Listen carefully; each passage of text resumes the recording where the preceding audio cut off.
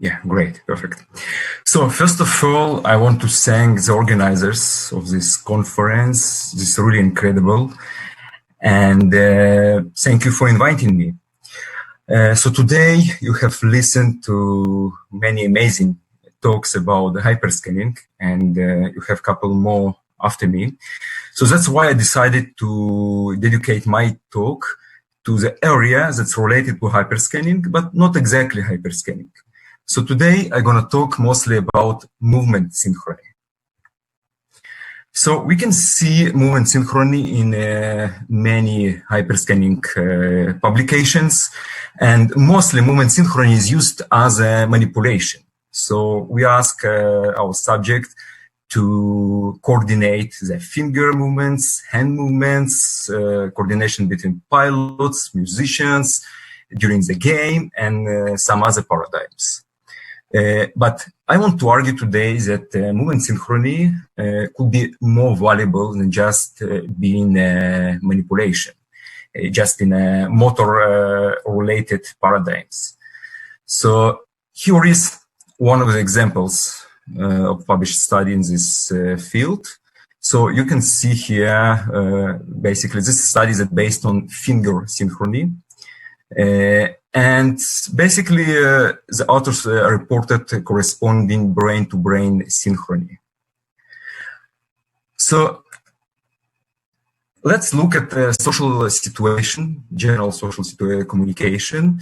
And I think we can, all of us basically know about this, that we use multiple social cues that are basically motor cues, like smiling, nodding, having eye contact, forward trunk, and basically, okay, we also use hand movements, head movements, and all these cues are meaningful.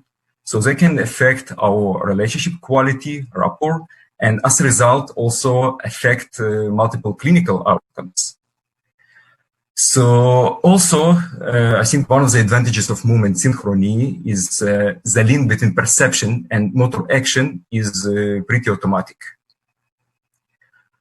So today I want to talk about movement synchrony as an outcome in almost every social paradigm. I will give you two examples.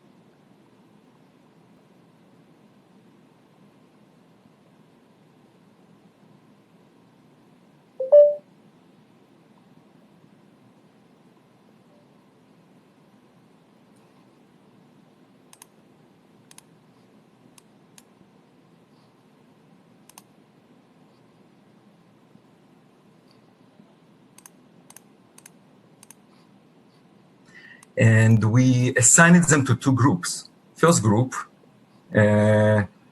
received oxytocin, nasal oxytocin, and the second group, placebo, received just saline instead of oxytocin. Of course, it was random, and participants didn't know which group they are. All the participants went through two sessions, counterbalance sessions. One session, they interacted with each other in a predefined space. And the instruction was just to move in this space without explicit instructions to synchronize in their movements. And in a second session, they was moving at the same space, but just alone as a control condition. And here you can see one of our dyads with oxytocin. You can notice some level of synchrony between them. And you can also notice caps on their heads with different colors. So we track the head movements using these caps. And we calculate movement, basically the movement on short windows. And then we define the synchrony in the movements as a cross correlation between the velocities. So basically, we are looking at acceleration matching between our participants. And before we run our analysis and using this measurement for the synchrony, we run a simulation study to validate our approach. So we asked two participants to move at the same. 我去，又掉了，什么情况？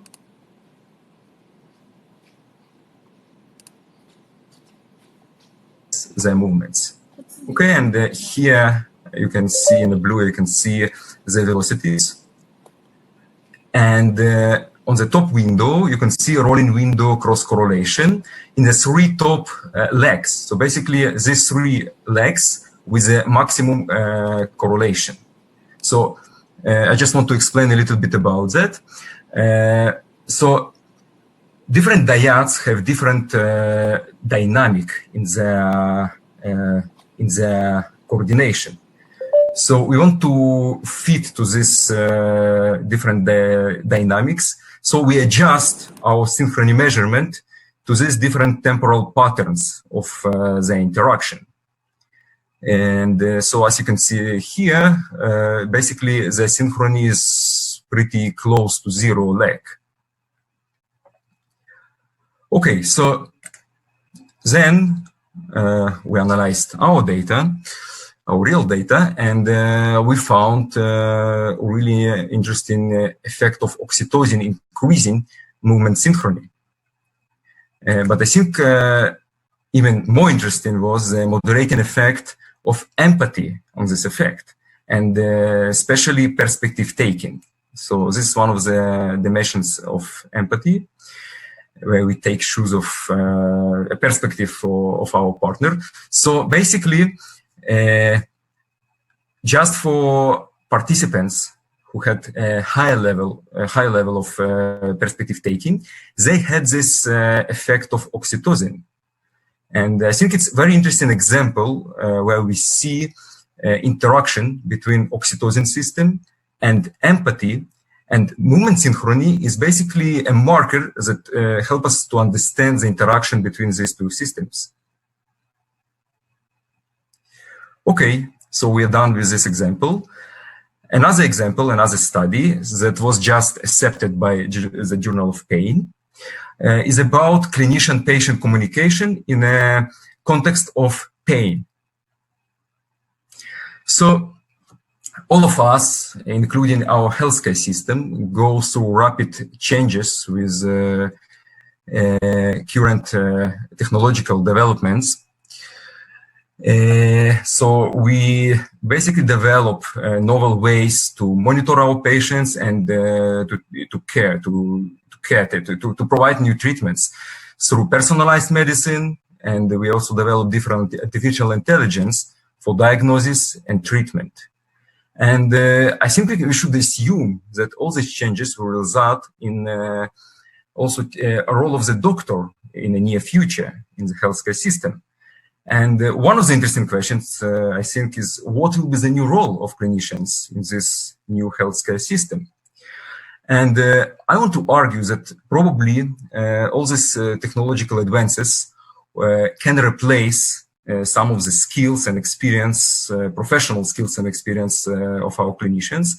But it's still hard to assume that that also can take over empathy and support that our clinician provide us as a patients. So clinician with us through the whole process of diagnosis and the treatment. And I think this support is very important in this process, having someone qualified, basically letting us know that he is with us, he is here to support us and to help us. So some research shows support to these claims. So we know that in clinician-patient interaction, clinician can affect patient satisfaction, also multiple clinical outcomes, and also trust in the clinician, and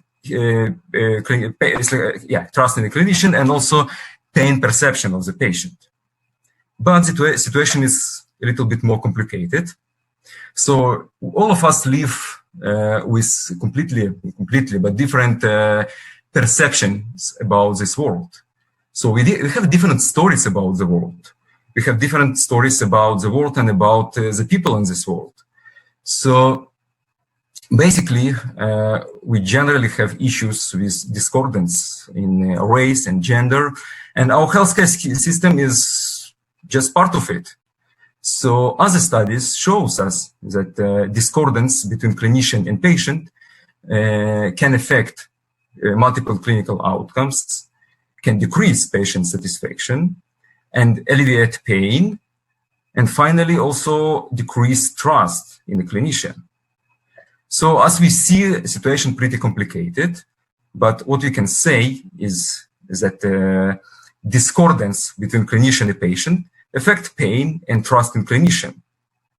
And I think one of the interesting questions is to discover the mechanism that related can explain these changes.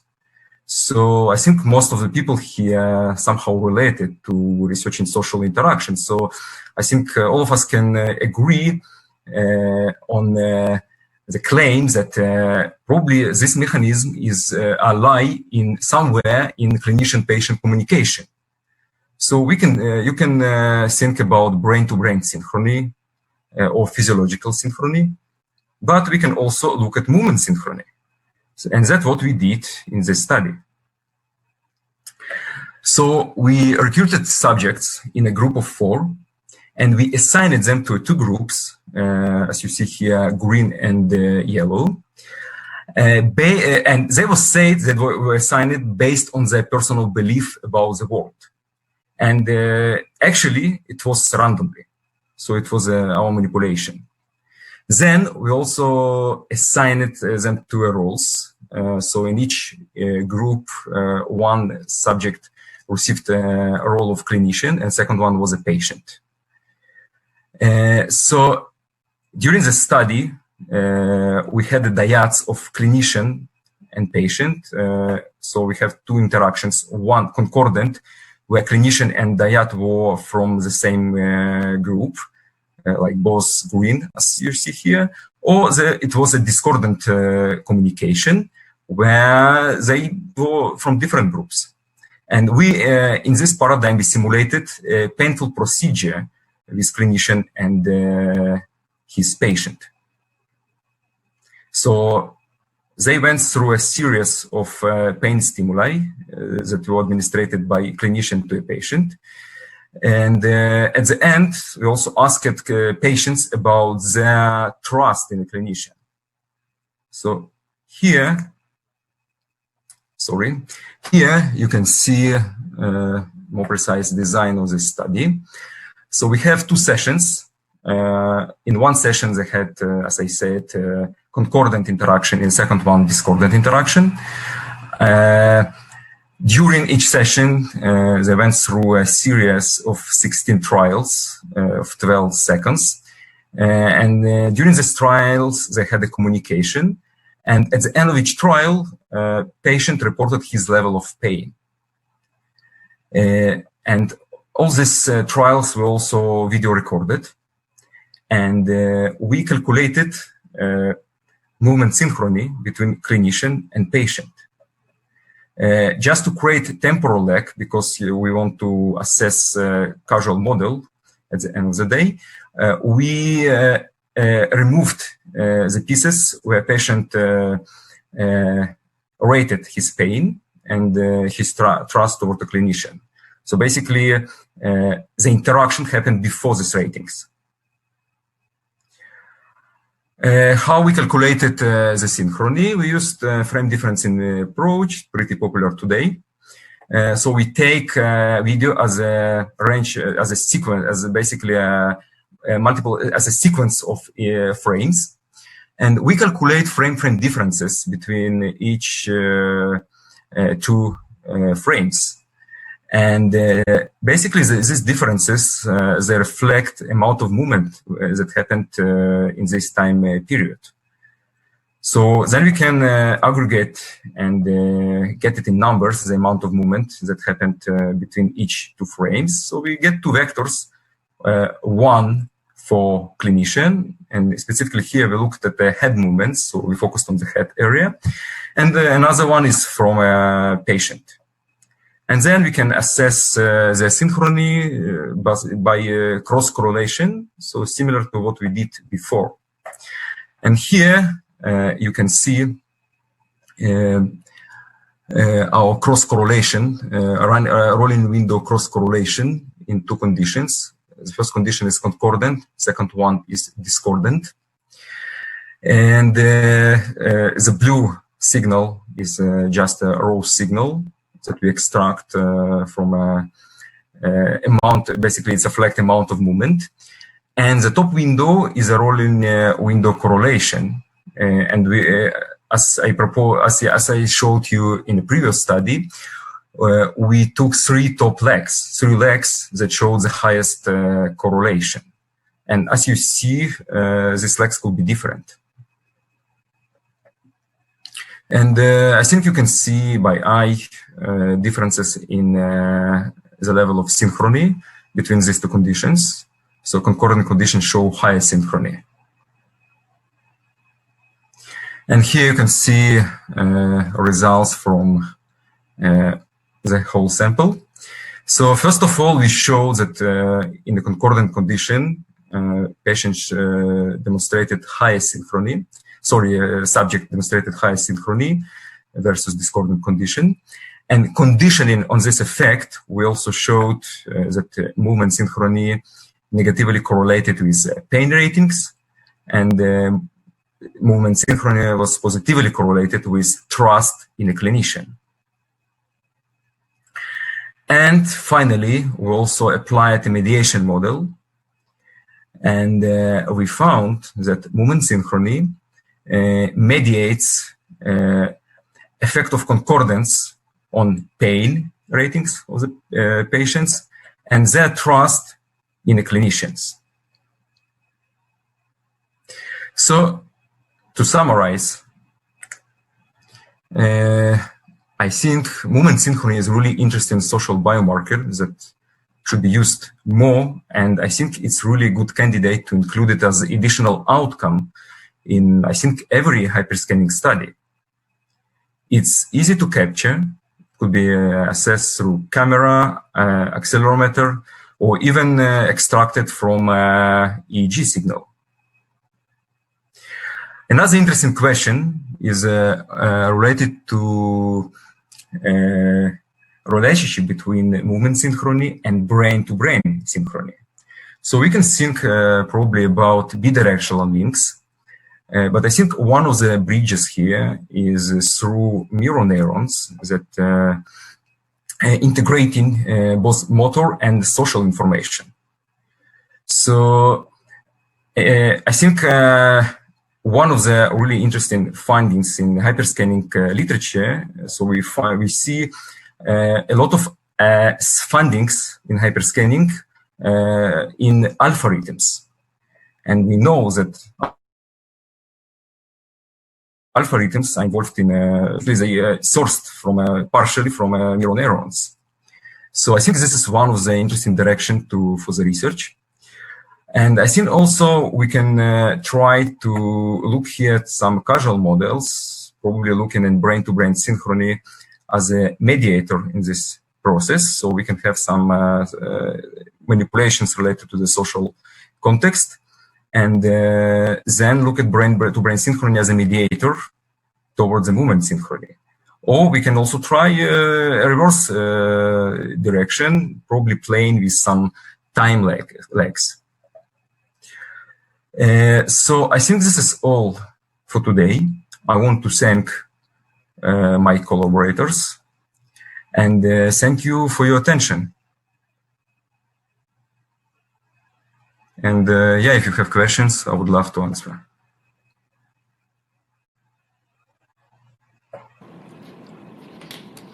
So is there any question?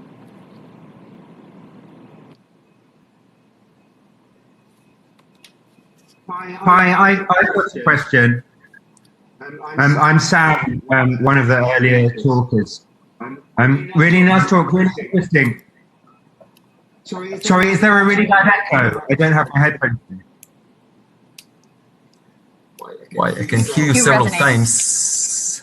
Okay, I'll go and get my headphones. If someone wants to ask another question first, I'll be back in a second. I have a question. Would you be able to speak to different types of empathy and how they may or may not predict? So, for example, we consistently find that personal distress predicts synchrony, but perspective taking specifically does not. So there's, in our data, no perspective taking predicting synchrony.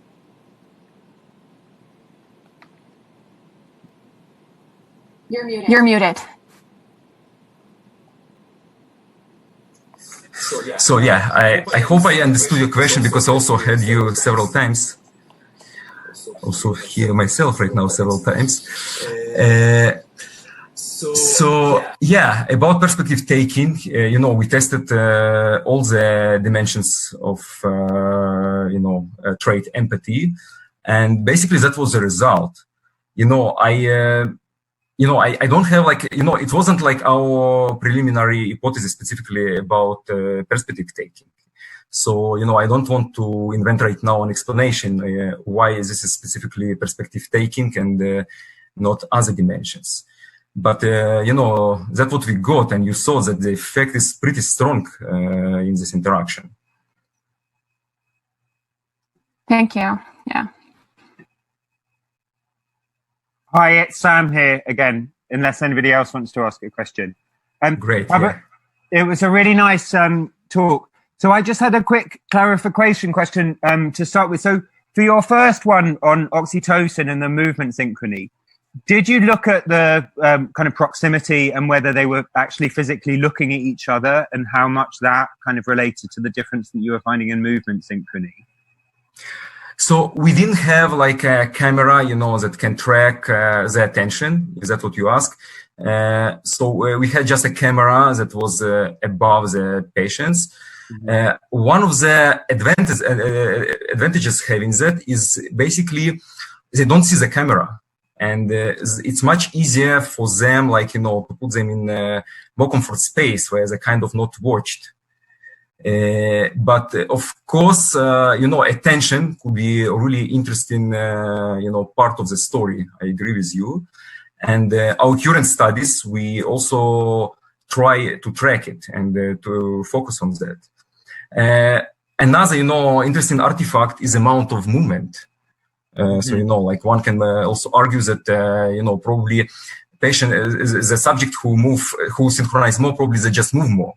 So we controlled for these variables. So based on our analysis, it can explain synchronies that we reported.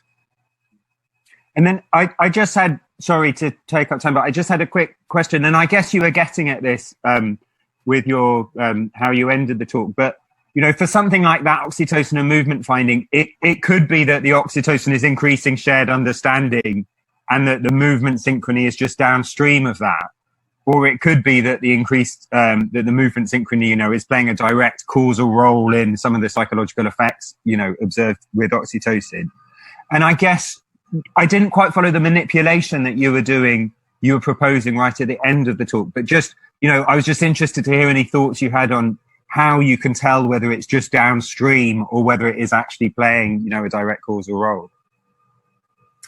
I'm not, I think it's a very complicated question, right? So I would not argue that it's like, a direct causal path here, right? So myself also, I'm looking at movement synchrony as just a reflection of some processes, that it's very hard to get, out through other dimensions. So I see it as, just one of the dimensions. Like, in my ideal world, I think we should look on the same time on movement synchrony, physiological synchrony, and some also brain measurements, like using hyperscanning. So I would not myself argue that, movement synchrony, this is the whole story. Great, thanks. Yeah, sure. Hi. Is it possible to ask a question now? Do we have time? Yes, we still have time. Great, thanks. Thanks, Pavel, for a great talk. Now, if I understand you correctly, the two different studies where you talked about synchrony have quantified it somewhat differently. So the oxytocin one is correlating velocities, and the other one, the frame differencing method, is looking at different pixels. Now, how do these two different metrics compare with each other? Yeah, so they're pretty correlated. You know, like we just was figuring out, like as oxytocin, it was our first study, and we used commercial software for these calculations. So that was like our first attempt, and then we also started to play by ourselves. And if you look at the measurements that very similar to what we did in the second study, you get very similar results. So it's pretty robust in these studies. The effect was very robust. We also tried some different other approaches, statistical approaches, and we got the same result. So it was very robust. Great, thanks.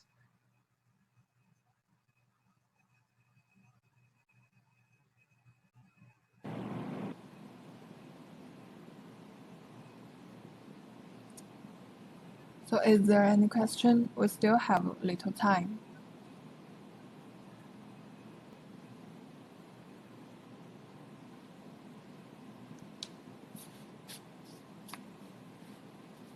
So I just want to encourage you to use movement synchrony in your studies.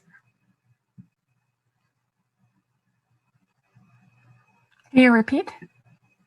No, I just said, so I just want to encourage you to use movement, capturing movement and using movement synchrony in your hyperscanning studies.